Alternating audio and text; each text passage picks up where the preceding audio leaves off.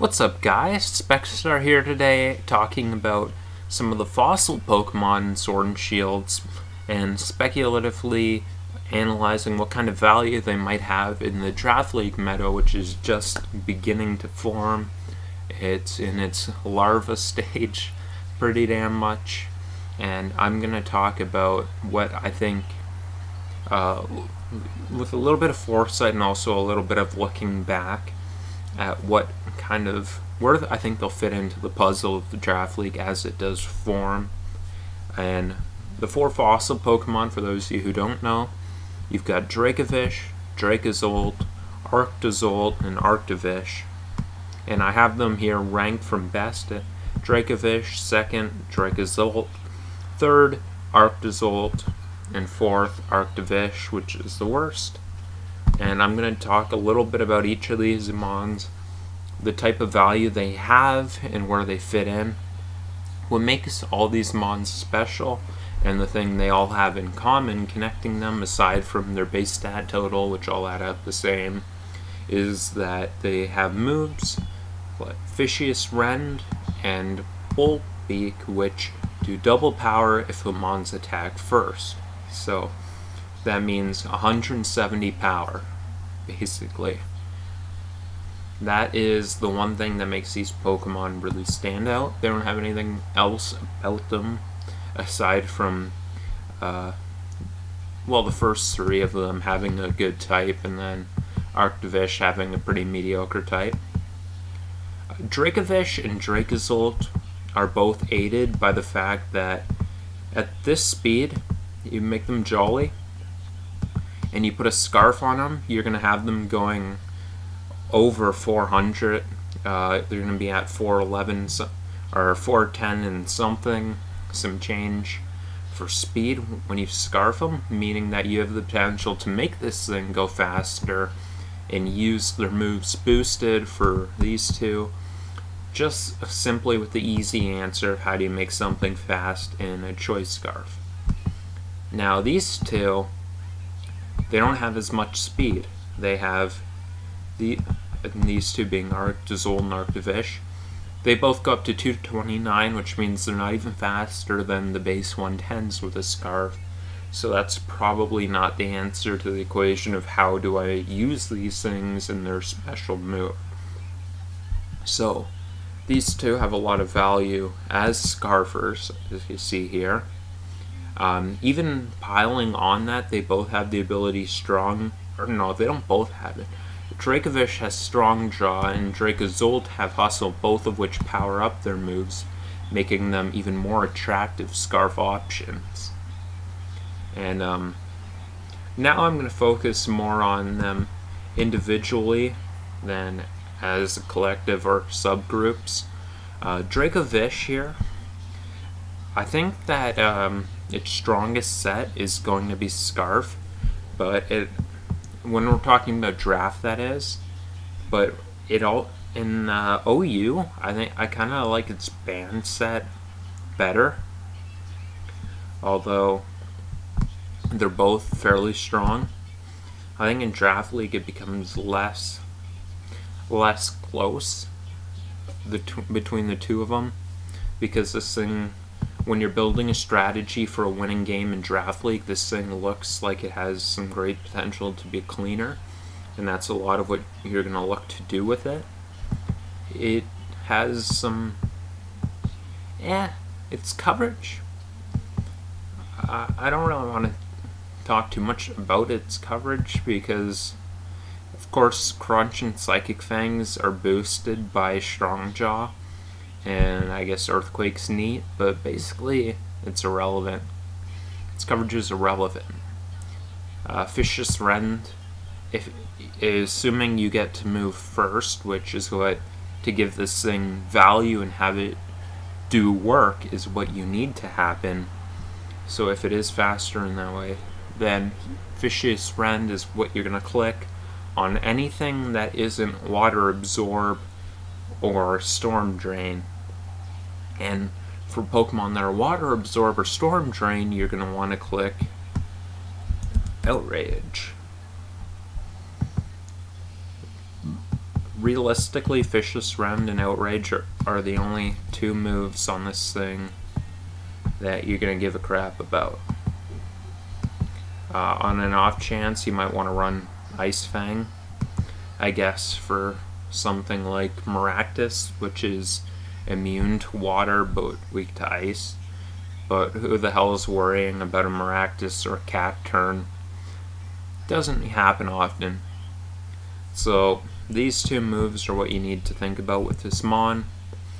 This one, it might be the most obvious of how to use it. Choice Scarf, Choice Band, you're either just directly punching holes or trying to clean with this one particular move. And that's what your strategy will be around with this thing. Its stats, nothing really worth a damn, but the attack is good for what it is, which is just something that clicks Vicious Rend. Speaking of that, here is the calc that shows you that this Pokemon means business. Dracovish, it is no joke because in Rain, an Adamant Band set can OA-KO specially defensive Toxapex, which is what used to be run last generation in OU for, I'd say, majority of the competitive meta. And this has a decent chance to just one-shot that. That's resistant. Of course, it's with Rain. Even take Rain out of the equation, though this Pokemon is 2 at KOing Pex. Pex is not a switch-in on this thing's water move. This Mon is no joke as a breaker. And this Mon is going to actually, if you consider that it's something that's going to be used enough and valued well enough to be something that you would pay some mind to when you structure your team, this Mon adds some value to Pokemon like Seismitoad, Gastrodon, which are able to take Vicious Rend, which nothing can do just by virtue of resisting it. You need immunities to wall this move, or you need to move first. That's about your options for walling this move. I think Dracovish is going to be a very serious Mon to see in this generation. I would expect to see this Mon on the low end of Tier 1, quite honestly. Just based on how few Mons are really taking this move, and the fact that you're going to need to prep situationally, since you can't just bring a blanket answer to it, unless you do have that Mon like Gastrodon, like Quagsire, which can take this move reliably. So moving on here, we're going to talk about Dracozolt. And Dracozolt, not quite as good as Dracovish, but it is also pretty threatening itself. Now, did I have one more calc with Dracovish? I did, actually. I have this calc here which shows that a Scarf Jolly Dracovish is 2 at KOing a max physically defensive Corviknight. This Pokemon means business, and that's with no Rain. So back to Dracozolt here, which is the other one that's pretty damn good. This Mon is Hustle for its ability, which is one of its greatest strengths and also one of its greatest weaknesses, that you have to, while it has this added power, and a Jolly Banded one with Outrage, Hustle boosted, can 2 at KO max physically defensive Hippo. Anyway, Hustle is its strength and its weakness. In that sense, you have to rely on it, but you have it to rely on. Yeah, it does have Aerial Ace. Now, the value of this is not just that it doesn't miss, which It's still not a very powerful move. It still is just Aerial Ace, but the value of this is that it turns into the, what do you call them? The Dynamax moves. It gets Max Airstream, which boosts its speed and gives you the ability to switch up moves with this thing. Now with speed, now making Bolt Beak faster. And that's a little interesting thing you can do with it. But it might not be something you want to reliably use Dynamax with, because while you are in Dynamax, you're taking away this great strength in Bolt Beam, and while the electric move is pretty damn good on its own, having a weaker stab move is kind of taking away the added value that Dynamax does offer. So it might not be one of the first mons you'd think to use it on, if draft leagues do even allow Dynamax, which who the hell knows at this point. The Airstream is one option that you can use to try to get this thing fast. But considering what it is with Hustle and Bolt Beak, I imagine this one is going to be religiously running Choice Scarf, probably more so than Dracovish, and I think that's going to make it more one-dimensional than Dracovish. Although certainly you could come in the same strategy with using a band, trying to break that way. One thing, aside from having to rely on Hustle, that holds Dracozolt back from being as good as Dracovish, is that Bolt Beak is resisted by a whole, or completely nullified by a whole type, being the ground types, and there are quite a bit of abilities out there too which do nullify electric. But the whole ground type takes us out, meaning that some ground types are going to force this thing to click Outrage, which is both a move that draft players are already very hesitant to use. I myself know that I've run Dragon Rush and Dragon Claw, even Terrible Dragon Rush, as a way to avoid having to lock in Outrage. Now, Dracozolt is the only one of these four Pokemon that benefits from coverage. Because it has Hustle giving it somewhat power, plus its base 100 attack, which only it and Arctozolt have, if I'm not mistaken. Yep, only Dracozolt and Arctozolt have base 100 attack out of the fossils. It does have some ability to rely on coverage moves, and it has Earthquake to do it. Little moves like Fire Fang, which can be more valuable in the form of the D-Max moves. Low Kick, Rock Slide, Stone Edge. Although I don't know about using Stone Edge with Hustle. You could, I guess, run Volt Absorb if you wanted to play it a little bit safer with this thing, because Bolt Beak's already doing enough damage. This is probably the only one of these four Pokemon which may opt to use more than one ability. The other ones basically, well, I guess these two could go with both an Absorb move or an Ice move. But Dracozolt might be the only one where at the start of the battle you don't know what ability the Mon's gonna have.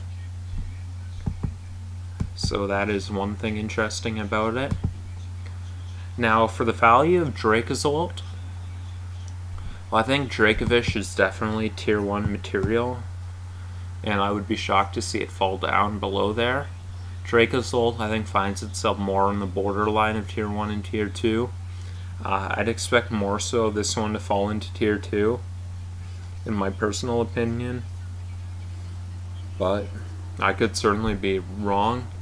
Still very speculative at this point, and that Bolt Beak is a very strong move. The things that do take Bolt Beak may not take Outrage, so that is the value this thing has. Now, with Arctozolt and Arctovish, we're not going to be talking about Mons that are at the top. With Arctovish, we're probably looking at a tier 3, tier 4 Mon. With Arctozolt, we may be looking probably a solid tier 3, I would think. I guess it could be a little bit more valuable if people try to make use of Hail to take advantage of it. But I'd see more in the tier 3, I would think. Even though it is threatening in the Hail, these two Mons, they don't have enough speed to run Scarf, so what they need to rely on is their ability in Slush Rush. It is worth mentioning that these two both have Sand Rush, although I'm not sure. I don't think that'll be a big part of defining what they are. They both have other abilities that I think are more useful to them, and I don't think they'd be seen much as Sand Team Mons. Rather, a Mon that you might be a little bit more attracted to if you already were taking Tyranitar or Hippo or something. These two are more defined by their ability being Boost in Weather, because that is how they can get their speed to take advantage of their moves, Bolt Beak and Vicious Rend. Arctozolt is definitely more valuable than Arctovish, because Electric Ice is that famous Bolt Beam move, or what do they say, the only Mon that resists it are the Steel Electrics and Magnezone and Togedemaru, and of course Magneton, stuff like that. Yeah, that gives it great coverage. Mostly it's just going to want to rely on Bolt Beak, and mostly it's going to want to be a Hailmon. You could do other things with it, like try to make it a breaker, but you're really taking a Mon that has a lot to offer in the Hail and taking it and getting instead a Mon that's just mediocre outside of it. What you need to do with this Mon, I would imagine that you'd probably want to run something like a Life Orb on it, or maybe even something like a Magnet, I could see, and just kind of let the thing rip with Bolt Beak and Icicle Crash. Arctozolt, with its 90 special attack, is the one Mon that might potentially run mixed, and as well as Ice Beam and Thunderbolt being pretty good, but still I don't imagine that being anything more than kind of an unorthodox outside of the box set. Freeze Dry is always nice, but basically Bolt Beak is the feature of this Mon. For all these Mons, they're going to be built around their feature move. That's what makes them special, that's what makes them valuable. This thing, probably you'll want to run these three moves, and Bolt Beak, Icicle Crash, Low Kick, and a Life Orb or Magnet, Jolly or Adamant in the Hail with Slush Rush. You'd want to pair them with something that can set Hail. Potentially, I very well could see this thing being paired a lot with Vanillux, with that thing now getting Aurora Veil. There's some synergy there. There's always Ninetales too, but I don't know if you want to spend that much points or that much tier investment on two Mons, which are probably both tier 3 ice types. But you could, if you're that into doing the whole weather thing. Still, I think you'd more want to take this and then like a tier 4, tier 5 type of Hail setter that can bring a good deal of offensive power presence without having to take up a great deal of investment. That's kind of the niche you see with these things. And that's both of them actually. Arctovish has the worst coverage of the bunch. Vicious Rend, Icicle Crash. Really just Vicious Rend on this thing. It can't even really hit things that are immune to Vicious Rend aside from Super Fang, which I guess by the way you look at it, either really hits everything or doesn't hit anything. It might want to run Hail to kind of set it up for itself. It might want to run Freeze Dry, because for things like Seismitoad and Gastrodon, that'll hit them. This thing does get Aurora Veil, but I mean, let's be real, you're never clicking that on this thing. You're never really clicking Aurora Veil on a mon that doesn't have Snow Warning. Realistically, it's just too many layers of moves to get that set up. Not worth the hassle. And yeah, this thing probably just running a Life Orb. Actually, this one, you're probably running a Choice Band. Realistically. Arctozolt benefits from having that nice Electric Ice stab. Water Ice doesn't really have synergy that kind of way, except for Icicle Crash hitting grass types, which Vicious Rend is already hitting. Base 90 attack, which with Dracovish we established is plenty enough to make Vicious Rend a nuke. This thing unfortunately not as fast as Dracovish though, needing to rely on Hail. And I guess if you're facing a slow team, you could try to run a Scarf on it and outspeed some things like base 100s, but mostly this thing is just going to find its value on Hail teams or a team with a Hail setter. That's what these two do, so they're not going to be nearly as valuable or as coveted as Dracovish and Dracozolt will be. Dracovish in particular is going to, in my mind, be a key player in this generation's draft format.